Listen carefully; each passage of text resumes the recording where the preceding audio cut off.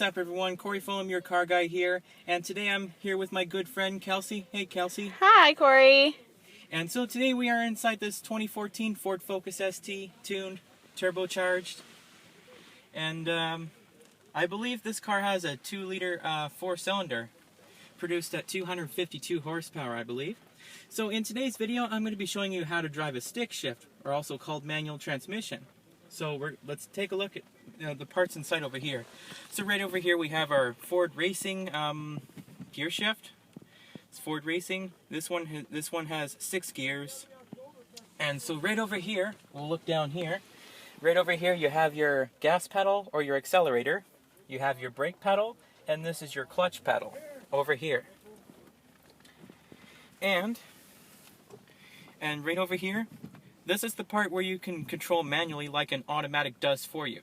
So Kelsey, we're going to have to focus on this one over here. So right over here you have your parking brake. And if you engage the parking brake, or you go like this will prevent your car from rolling when you start the car. 6-speed manual transmission. Most of them have 5, most of them have 4 or even less. So you have to make sure you get it right. It's more complicated than that, but for now, let's just get going. Well, my car doesn't have a, I have a car, Kelsey? I have a car, it's a 2012 Ford Focus. Mine, over there, right there, mine doesn't have a stick shift, it's only an automatic. It only has 6 gears. But this one, Focus ST, has a 6-speed manual. But in some cars with a stick shift, you have to push in the clutch to start the car. And when you start the car, you want to make sure the gear shift is in the middle, not in any gear, and also known as neutral. Like in every car over here, same as an automatic, we have the gas and the brake. And your left foot is only going to be on the clutch. So to start the car, you want to make sure you push in the clutch all the way to the ground. It doesn't have the ignition over here. You have your start button. So to get going, you want to make sure you have your foot on the clutch all the way to the ground like you did when you start the car. Every time you change gears, you want to have the clutch all the way to the ground. You start off with first, and then you go in second, third, fourth, fifth, and sixth gear. But we'll go to first gear, and then if you're moving the car, you want to have the car in first, and then engage the parking brake, and gently take off the clutch real slow, because this has got a heavy clutch, so you want to be careful with those cars. There you go. So now your car is moving, and then when you're driving on the highway, you want to push the clutch. Every time you shift gears, you want to push the clutch. Now you're in the second gear, and your RPMs will go down as you shift gears. And then every time you want to downshift gears, you want to have your foot on the clutch again, and then you go to first gear, and your RPMs will go back up.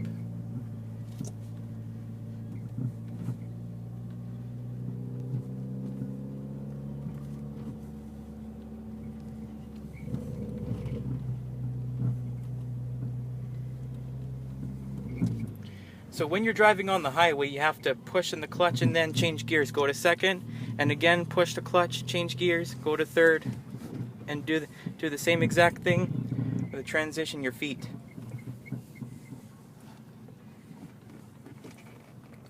So we'll go this way.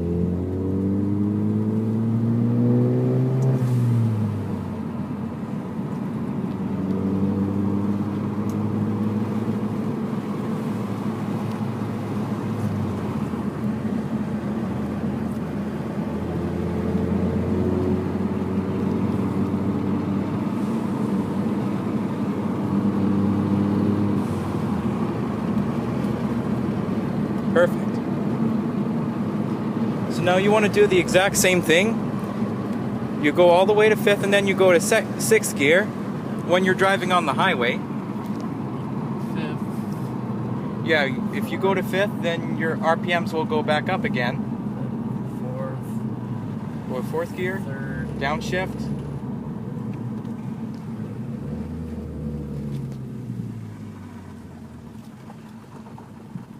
So So now that you know what to do, I'm going to show you and the last thing I want to mention is one of the most common mistakes people do all the time. The first common mistake is when they're in first and they give it too much gas and don't let off the clutch fast enough. And when you do that, the RPM spike at that time. I'm not going to show you this one because it's bad for the car.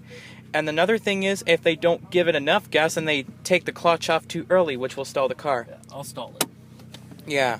Okay, ready? Hear that? Yeah. Just like that. Yeah, and also if you're in any gear at all, at any point, and you take your foot off the clutch, it's going to stall. Which basically means it's going to show off. So here's another common mistake. So don't leave the vehicle in first gear. So I wouldn't trust my muscles enough to do that when you're coming to a full stop like I did on the 2008 Chevy Cobalt. It's still a good car, but someone else bought it. But when you're coming to a full stop, you want to make sure you put your vehicle in neutral, put your foot on the brake, and then take your foot off the clutch, and then come to a full stop. So you don't want to leave your clutch in when you're coming to a full stop, which causes your clutch to go bad. So when you're shifting gears or you're racing your cars, you don't want to burn your clutch right out. And you know the cool thing about this car, so when you're starting the car, you want to have the clutch all the way to the ground, like I told you in the beginning of the video, maybe. It doesn't have the ignition. It has a start button, Ford Focus ST. So you want to do that when you're starting the car. So you want to engage your parking brake, like I said, and you put your parking brake on. This will prevent your car from rolling when you start the car. And that's it. And that's how you drive a stick shift or manual transmission on a 2014 Ford Focus ST or any kind of car you want that has a stick shift. Any kind of sports car, any one. So be sure to stay tuned next time for more videos just like this. Leave a like, subscribe, favorite, and don't forget to check out my other videos. Have a good day, everyone.